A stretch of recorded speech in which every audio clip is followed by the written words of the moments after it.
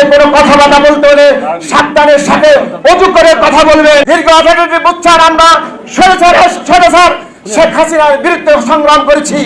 দরকার হলে আমার ওই সরমোনায় তোমার দাঁত দুইটা ভাঙছে আওয়ামী লীগে প্রয়োজন যদি আমরা বাকিগুলো বেরিয়ে দেবো তোমাকে। বিশ্বাস করেন হুজুর, আমি অজু কইরা একবারে সহিব শুদ্ধভাবে আপনার সামনে বসছি হুজুর। হুজুর এবার আপনি কোন আপনার দলের লইয়া কথা কইতে হইলে আমি কি আউযু বিল্লাহি মিনাশ শাইতানির রাজিম বিসমিল্লাহির রহমানির রহিম কই শুরু করতাম নাকি নাহমাদুহু ওয়া নাস্তাঈনু দিয়া শুরু করতাম? প্রিয় হুজুর, উলামা দলের পীর সাহেব আপনি, এই হাদিসটা হুজুর আমি অনেক ঘাটলাম, কোথাও পাচ্ছি না। আসলে অজুটা করছি ঠিক আছে, কিন্তু আসলে বিএনপির নাম নিতে যে অজু করা লাগে এই হাদিসটা কিন্তু আসলে পাই নাই হুজুর। আপনি না বললে তো জানতামই না হুজুর।